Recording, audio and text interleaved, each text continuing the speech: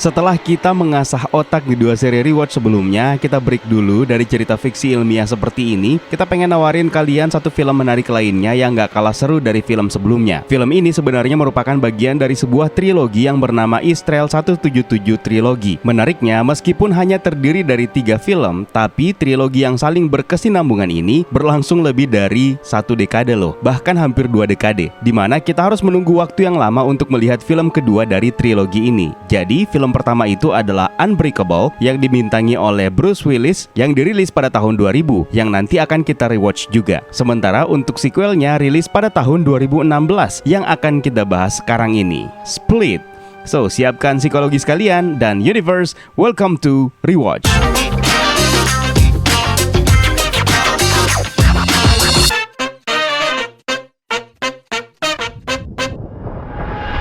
Film ini dibintangi oleh James McAvoy sebagai Kevin Wendell Crumb, juga berperan sebagai Dennis, Patricia, Hedwig, Barry, Orwell, Jade, The Horde, The Beast, dan The Myth. Banyak bener ya? Kalian nggak salah dengar kok, karena memang karakter yang dimainkan oleh James McAvoy di sini adalah orang yang memiliki kepribadian ganda atau DID atau Dissociative Identity Disorder. Tidak tanggung-tanggung, dia punya 24 kepribadian sekaligus. Lalu ada Anya Taylor-Joy sebagai Casey Cook, seorang gadis remaja yang memiliki trauma terhadap masa lalunya. Film ini disutradarai oleh M. Night Shyamalan, bergenre psychological horror thriller. Dan kalau kalian belum nonton filmnya, kita kasih peringatan terlebih dahulu, video ini adalah full spoiler content.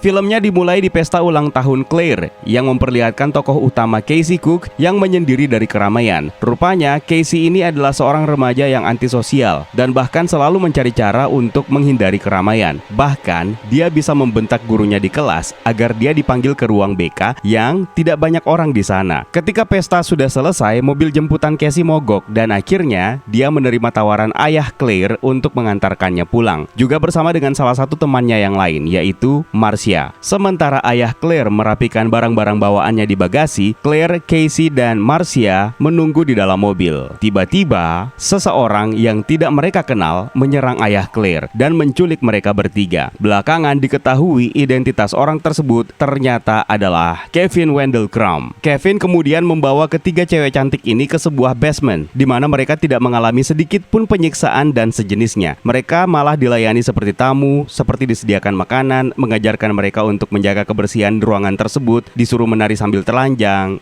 Itu mah bukan perlakuan yang baik ya. Di tempat lain terlihat Dr. Karen Fletcher, seorang psikolog yang sedang melihat tayangan berita di TV yang memperlihatkan penculikan 3 orang remaja. Dr. Fletcher kemudian menerima email dari seseorang bernama Barry dan meminta untuk bertemu. Barry pun datang dan ternyata Barry ini adalah Kevin. Barry merupakan satu kepribadian lain dalam tubuh Kevin. Dia adalah seseorang yang punya bakat dalam bidang fashion design. Dia seolah pengen ngomong sesuatu ke Dr. Fletcher tapi tidak mengatakannya. Dia malah terlihat gelisah kesana kemari di ruang Dr. Fletcher hingga akhirnya dia pulang. Kembali ke ruangan di mana Claire, Marcia, dan Casey disekap, mereka mengintip ke ruangan sebelah dan merasa ada seorang wanita dalam ruangan tersebut. Mereka pun berteriak meminta tolong. Di ruang sebelah terdengar suara larangan untuk membuka pintu, tapi si wanita tetap membukanya dan rupanya wanita itu adalah Kevin lagi. Kali ini kepribadiannya berganti menjadi Patricia dan suara obrolan yang didengarkan oleh Claire, Marcia, dan Casey adalah suara obrolan Kevin dengan dirinya sendiri. Namanya juga kepribadian ganda kan? Patricia kemudian meyakinkan mereka bahwa Dennis tidak akan menyentuh dan mengotori mereka. Ternyata Dennis ini adalah kepribadian yang tadi menculik Claire, Marcia, dan Casey. Sementara itu Dr. Fletcher yang memang sudah tahu bahwa Kevin sebenarnya mempunyai 23 kepribadian yang berbeda dalam dirinya dan menemukan sebuah fakta bahwa Dennis kini menjadi karakter yang paling dominan dalam tubuh Kevin. Sebelumnya, Dr. Fletcher sudah tahu bahwa Barry adalah kepribadian yang paling dominan dalam tubuh Kevin. Barry punya kontrol penuh terhadap semua kepribadian dalam tubuh Kevin dan dia bisa mengendalikan kapan saja kepribadian lain bisa muncul. Namun, Barry tidak pernah mengizinkan Dennis dan Patricia untuk muncul karena sifat buruk mereka dan terutama karena kepercayaan Dennis dan Patricia terhadap satu kepribadian menyeramkan lainnya. lainnya, yaitu The Beast, yang akan menjadi kepribadian ke-24 dalam tubuh Kevin. Dan entah bagaimana caranya, tiba-tiba Dennis yang mengambil alih tubuh Kevin. Nanti akan ketahuan juga, tenang dulu. Setelahnya, Dennis datang lagi ke ruangan dan menegur Claire, Marcia, dan Cassie untuk menjaga kebersihan ruangan dan kamar mandi mereka. Dennis juga memberitahu bahwa dirinya diperintahkan untuk menculik mereka untuk dijadikan makanan dan tidak diperbolehkan untuk menyentuh ketiganya. Sudah pasti perasaan mereka nggak enak dong, dijadikan makanan. Satu lagi kepribadian lainnya muncul di depan pintu. Namanya adalah Hedwig, pribadi seorang bocah 9 tahun dalam tubuh Kevin yang periang dan ternyata punya kemampuan untuk mengambil alih tubuh Kevin sesuka hatinya. Cassie kemudian memanfaatkan situasi dengan mencoba menakuti Hedwig untuk membebaskan mereka. Cassie berbohong kepada Hedwig bahwa dia mendengarkan Patricia dan Dennis berbicara akan mengambil Hedwig juga untuk dijadikan makanan. Dasar bocah, Hedwig malah merasa ketakutan dan menangis. Dia kemudian menolak untuk diperdaya dan dibohongi oleh Cassie. Dia bergegas membersihkan wajahnya sebelum Dennis kembali ke tubuh Kevin. Di saat itulah mereka berusaha mencari jalan keluar melalui plafon. Claire berhasil membobol plafon ruangan dan melarikan diri lewat plafon tersebut. Tapi sayangnya Dennis keburu muncul dan menangkapnya. Karena bajunya Claire kotor, Dennis menyuruhnya untuk melepaskan pakaian kotornya dan menyekapnya di ruangan lainnya. Cassie dan Marcia pun juga disuruh melepaskan pakaiannya yang berdebu. Wow, sungguh pemandangan yang kentang. Kevin sekali lagi mengunjungi Dr. Fletcher dengan wujud kepribadian Barry. Tapi Dr. Fletcher merasa dia berbohong. Yang sedang berbicara dengannya itu bukan Barry, tapi Dennis yang menyamar. Bingung kan? Gimana caranya mengetahui dia menyamar sementara Dennis dan Barry ada di tubuh yang sama? Oke, petunjuknya adalah di watak masing-masing karakter. Dennis itu adalah pria yang bersih, sementara di sini Dennis berpura-pura mengotori pakaiannya. Tentu saja antum tidak bisa berbohong kan sama psikolog. Kembali ke Marcia dan Cassie. Kini mereka dilayani oleh Patricia. Di sini sangat kelihatan kalau Patricia ini adalah sosok ibu bagi Kevin dan semua kepribadian atau alter ego dalam tubuhnya. Patricia membawa mereka ke dapur untuk menikmati sajian makanannya, dan di sini Marcia menjadi oportunis dan melihat ada celah untuk dia bisa kabur. Namun Cassie berusaha untuk menahannya. Marcia kemudian memukuli Patricia dari belakang dengan kursi, lalu berusaha kabur. Tapi sayangnya Patricia malah menangkapnya kembali dan mengurungnya di ruangan lain.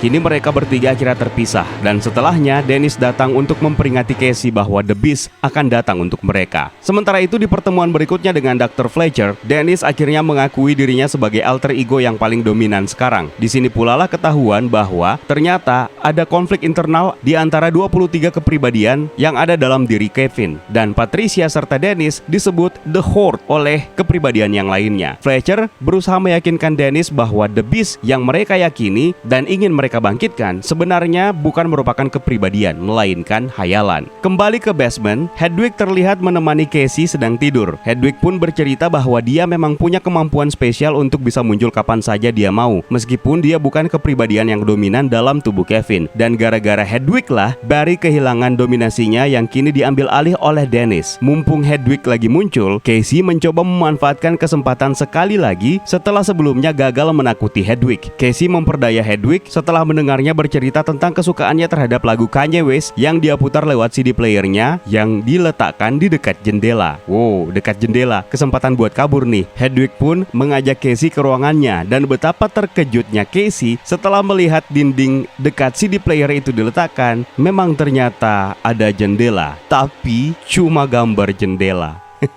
Ekspektasi memang kadang tidak sesuai dengan realita Cassie. Cassie kemudian memanfaatkan kesempatan lain, yaitu melalui walkie-talkie yang diperlihatkan oleh Hedwig. Cassie pun berusaha menghubungi siapapun melalui walkie-talkie tersebut, tapi sayangnya dia justru dianggap ngeprank sama orang yang ditemenin bicara. Tiba-tiba kepribadian lain muncul, yaitu Patricia, yang dengan tenang dan bijak kemudian mengawal Cassie untuk kembali ke kamarnya. Dr. Fletcher kemudian mengunjungi tempat Kevin setelah dia menerima email beruntun dari Barry. Di sini Dennis menjadi karakter yang dominan dan akhirnya mengungkapkan bahwa sebenarnya dia sudah pernah bertemu dengan The Beast. Dennis juga mengungkapkan bahwa dia akan pergi menjemput The Beast. Dr. Fletcher kemudian menyadari bahwa memang ada konflik internal antara kepribadian Kevin. Dia kemudian berpura-pura pergi ke kamar mandi dan akhirnya menemukan Claire yang terkunci di ruangan. Dennis kemudian menyusul dan membius Dr. Fletcher. Dennis lalu pergi ke stasiun kereta dan akhirnya menemukan kepribadian yang ke-24, yaitu yaitu The Beast. Anggap saja ini adalah Hulk tapi versi pelit budget ya. Sementara itu, Casey berhasil keluar dari ruangannya dan mencari cara untuk keluar dari gedung tempatnya disekap. Dia kemudian menemukan Marcia dan Claire yang sudah dimangsa oleh The Beast. Casey lalu menemukan sebuah catatan dari Dr. Fletcher yang sebelumnya juga sudah dibunuh oleh The Beast. Catatan tersebut bertuliskan panggil nama lengkapnya, Kevin Wendell Crumb. Sebelumnya Dr. Fletcher memang sudah tahu cara mengembalikan kepribadian asli Kevin, yaitu dengan menyebut nama lengkapnya. Tapi Dr. Fletcher tidak mau melakukan itu karena akan membuat konflik dan chaos yang akhirnya menyakiti semua kepribadian lainnya. Tidak lama setelahnya, The Beast akhirnya mendekati Casey dan Casey menyebutkan nama lengkapnya. Kevin Wendell Crumb. Dan benar, akhirnya kepribadian asli Kevin kini kembali. Setelah mengetahui situasi yang sebenarnya bahwa Kevin sudah tidak lagi memegang kendali selama 2 tahun belakangan, Kevin akhirnya memberikan petunjuk kepada Casey untuk membunuhnya dengan senapan yang sudah dia sembunyikan. Seperti yang sudah dikatakan Dr. Fletcher sebelumnya, benar saja terjadi konflik dan chaos yang membuat semua kepribadian dalam tubuh Kevin berusaha mengambil kendali. Dan akhirnya Hedwig lah yang berhasil menguasai tubuh Kevin. Casey kemudian memanggil nama lengkap Kevin Wendell Crumb lagi, tapi sayangnya Kevin sudah dibuat tidur kembali dan tidak akan bangun sekarang meskipun namanya dipanggil beberapa kali. Hedwig lalu memberikan kendali kepada Dennis dan Patricia dan sekali lagi mereka memunculkan kembali The Beast. Casey bergegas mengambil pistol dan segera mencari amunisi di dalam terowongan sesuai dengan petunjuk Kevin. Casey kemudian mengunci dirinya di dalam sel. Dia menembak The Beast yang ternyata hanya membuat luka ringan untuk The Beast. Dan yang lebih menakutkan lagi, The Beast malah berusaha menghancurkan jeruji besi sel tersebut. Namun sesaat kemudian The Beast melihat bekas luka di tubuh Casey, yang mana lewat beberapa scene flashback ketika masih kecil, Casey sebenarnya telah dianiaya oleh pamannya sendiri, yaitu John. John lagi. The Beast kemudian menganggap Casey murni dan dia akhirnya bebas karena tujuannya hadir adalah untuk membebaskan impure atau najis dari dunia ini. Impure sendiri di sini maksudnya adalah remaja yang tidak merasakan penderitaan atau kesusahan mereka di masa lalu. Casey berhasil dievakuasi dan ternyata ketahuan kalau dia disekap di kebun binatang Philadelphia, tempat di mana Kevin bekerja. Ketika Casey ditanya oleh polisi apakah dia siap untuk pulang dengan pamannya, dia malah kelihatan ragu untuk menjawab. Sementara di tempat persembunyian lainnya, Dennis, Patricia, dan Hedwig sedang berdiskusi tentang kekuatan The Beast dan rencana mereka untuk mengubah dunia. Lalu di ending film ini terlihat di sebuah rumah makan di mana beberapa pengunjung menonton sebuah berita tentang kejahatan yang dilakukan oleh Kevin, dan reporternya menyebutkan bahwa dengan banyaknya kepribadian yang dimiliki oleh pelaku, mereka kemudian memberikan julukan The Horde untuk Kevin. Seseorang terlihat mengingat kesamaan dengan seorang kriminal dengan kursi roda yang pernah dipenjara 15 tahun sebelumnya, tapi dia lupa julukannya siapa. Ketika dia mencoba mengingat nama panggilan atau nama julukan itu, seorang pria yang duduk di sebelahnya menjawabnya dengan Mr. Glass. Plot twist, rupanya dia adalah David Dunn yang diperankan oleh Bruce Willis. Ending inilah yang kemudian menjadi bahan pembicaraan fans waktu itu, bahwa ternyata film ini berada di universe yang sama dengan salah satu film M. Night Shyamalan pada tahun 2000, yaitu Unbreakable. Untuk film ini akan kita rewatch di edisi berikutnya, sebelum kita menuju ke Glass yang menjadi penutup trilogi Israel 177.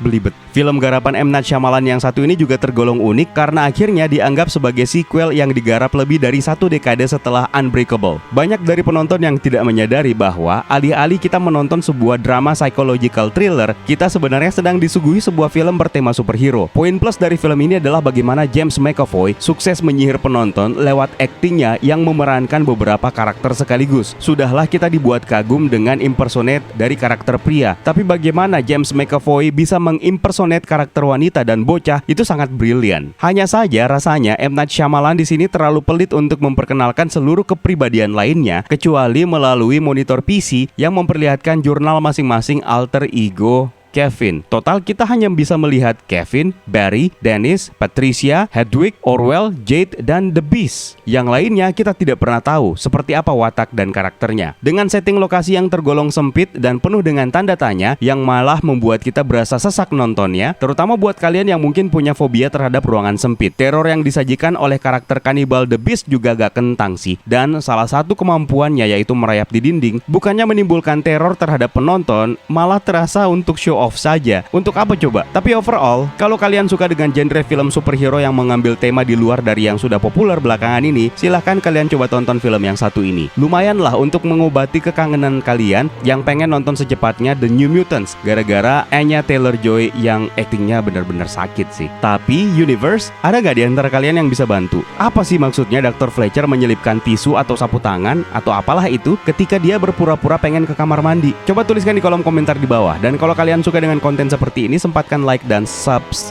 Sudahlah. Follow akun media sosial kita yang lainnya dan juga join Discord kita untuk hal-hal seru lainnya. It's time for me to sign out. My name is Eka. Stay safe and until next time.